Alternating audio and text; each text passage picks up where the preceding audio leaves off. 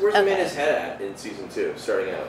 Amanda starts out in a very, very dark place. I like to kind of relate it to, if we want to think of Amanda as Snow White during season 1, and season 2 she's Sucker Punch. She's in the dark place. She's trying to hold her shit together, and she's having a hard time. Her sister has disappeared. She's lost her job. She has to redefine herself in a town that is redefining itself as well. And she doesn't know where she fits in. And, you know, her main relationship was with her sister Kenya, and that's a huge gaping hole in her life right now. And she's a lot of free time. She likes her scotch. She's not in a good place. We got an indication that she has a secret admirer. A creepy one, huh? Yeah, she doesn't know about that one. I know about that one. She doesn't know that one. So what was it like to read the scripts and see where that was going with this whole obsession thing? You know, it was exciting. Because who wouldn't be obsessed with Amanda Rosewater? In my opinion, she's awesome. No, I you know, bringing in Jim Murray to play Mayor Pottinger, it was just such a great addition to our cast. He's a tremendous actor who brings so much to his work, and you know, he really elevates the role of Pottinger as well. I think the audience is actually going to have a lot of compassion for him, even though he's, you know, the evil mayor.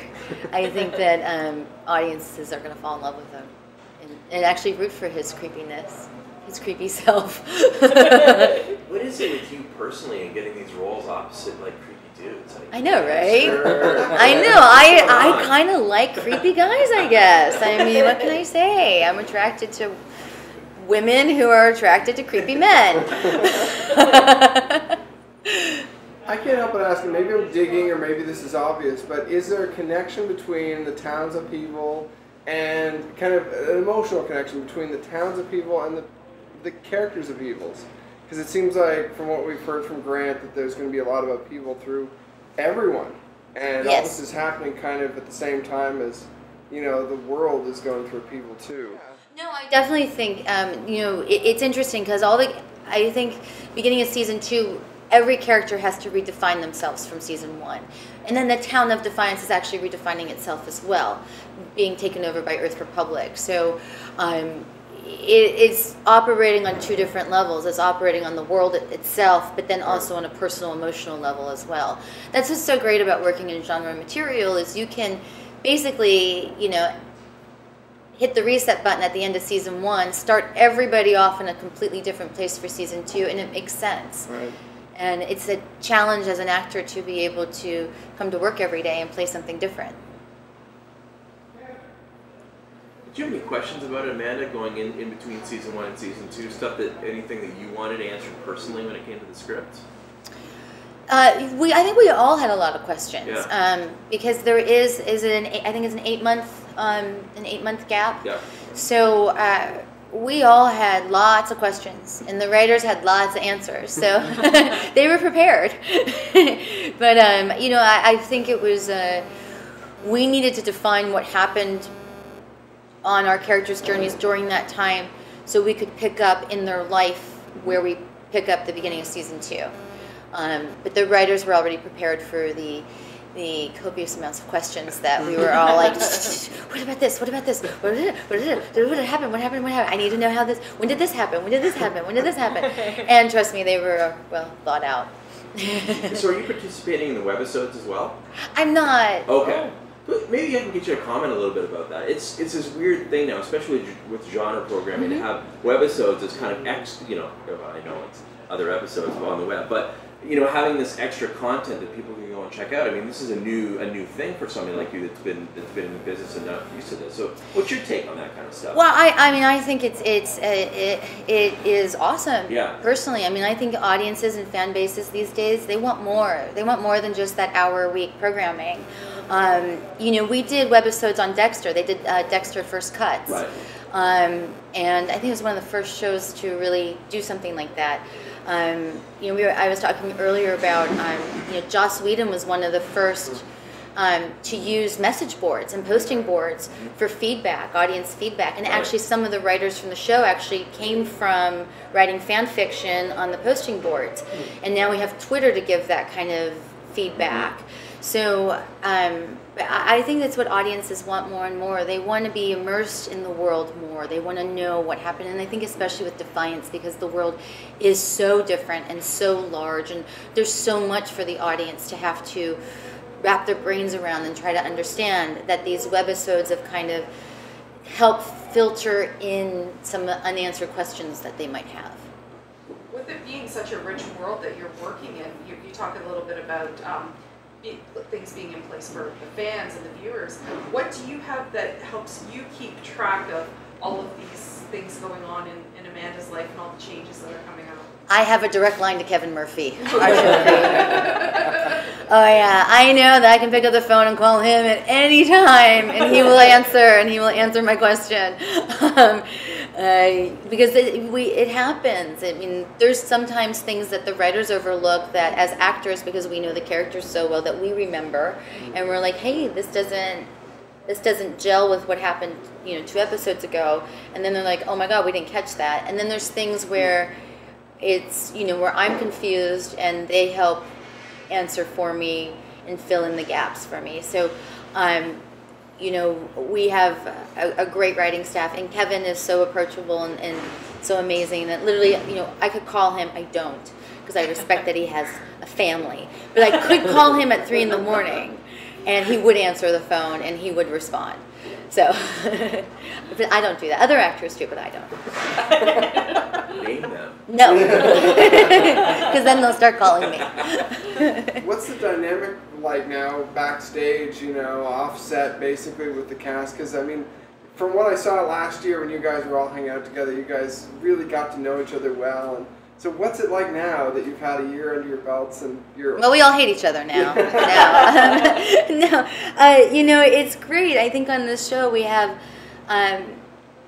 there's such a mutual respect for everybody's work that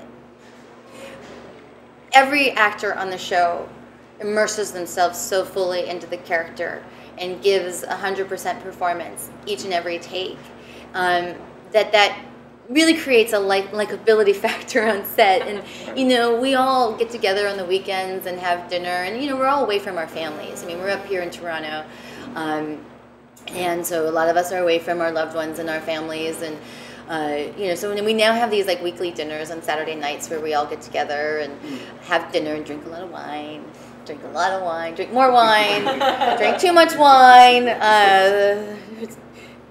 really drink a lot of wine. We drink a lot of wine together, which creates a lot of laughter and fun. But no, I mean, it's a really great family. I've never had this experience where I've shot a series on location and we all actually like each other and get along and hang out. And it's amazing because we spend so much time together on set that you would think that we would want to go home and just be like, ugh, don't call me. But we're all like, hey, what are you doing Saturday night? And even my husband's up here, and he ropes the guys in all the time to go watch the soccer games and early on Saturday mornings, and so even the spouses are roped into the shenanigans. That's cool. Thank you. And are all the new characters and actors portraying them fitting into that same family dynamic as well? Well, it's sink or swim, basically, when you come on our set. It's like you either fit in or you're isolated. No. Good luck to you. Yeah. See if anybody talks to you at lunch. No, everybody's been so great. I mean, we're so lucky. They've cast so many great actors to come play with us. I mean, even the guest stars that come in, we all hang out with still. So, I mean, we've just been so lucky with the talent that comes in. And I think it all stems because every actor that sets foot on our set has such respect for the work that the work that's required of them, the work that's asked of them to do.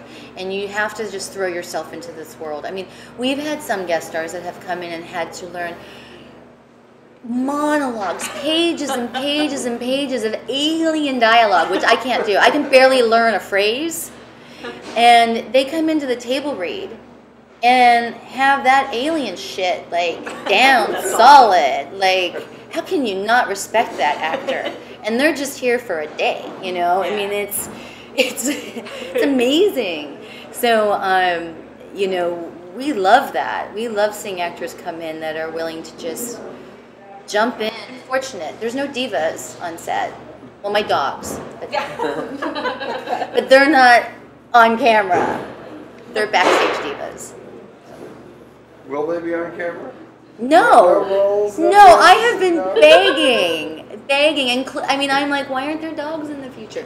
Where are the dogs of Defiance? I mean, Sugar's white. She looks like a Castathin. She could be a casting dog. Bamboo's kind of blondish. He could be an Irathian wild dog. I mean, he wants to play a wild dog. I mean, yeah, he looks cute. And he's 10 pounds. That's but part of his defense. You know what? He has the soul of a German Shepherd. So, those little ones. Yeah. It's a very hard-hitting, serious interview here. Sorry. Maybe you can just tell us a little bit about how the relationships with the other characters have changed from last season to this season, just with all of the upheaval going on. You know, it's interesting. Everybody you think that would be together is now torn apart, and everybody that you think would be torn apart is thrown together. So, a lot of mismatched coupling going on. Oh, okay. And I don't mean coupling in a sexual sense. No, but like just, I mean, I might mean it that way, but I just have to catch myself. No, just unexpected people teaming up with each other. Unexpected people teaming up, and I think that's an exciting element of season 2. Is it's completely unexpected who gets thrown together and who has to work together to kind of pull themselves out. Has there been any type of, up to this point that you can discuss, that have been, you know, kind of unpleasant or awkward filming situations that you may not have experienced in other roles that you played? It just seems like this universe may offer more opportunities like that are just kind of weird. Weird and awkward. As opposed to being with a serial killer. I know, seriously. Have you looked at my resume? I mean, it's so cold here, and having to be like in a bath all the time or something like that, it's gotta be uncomfortable. Well, I leave the bathing to Jamie. She does an awesome job at it. She looks phenomenal in the tub. My experience with bathtubs on a personal level, not so good. So I leave the bathing to Jamie. You know, it has been hard for me shooting in the cold. Watching me get dressed nowadays is quite interesting. The amount of layers that I wear underneath my clothes, including electric long underwear with its own battery pack that you plug in. Nice. It's amazing. Like Amanda gains 10 pounds throughout the season because it's like the layers. You know, it's like more and more layers, and then my clothes are, you know, not loose fitting. So I become like the boy in A Christmas Story. It's been so cold. I love Toronto, but the cold is cold. And there's been a couple scenes in particular where I've chosen Amanda to play the scene as a popsicle. Because there's no other option. I mean, I'm frozen. Frozen. My hair is frozen. It's been so cold. So that's been hard. And I really wish the town of Defiance would get some paved roads versus that gravel crap. Because running around in high heels and gravel is not fun.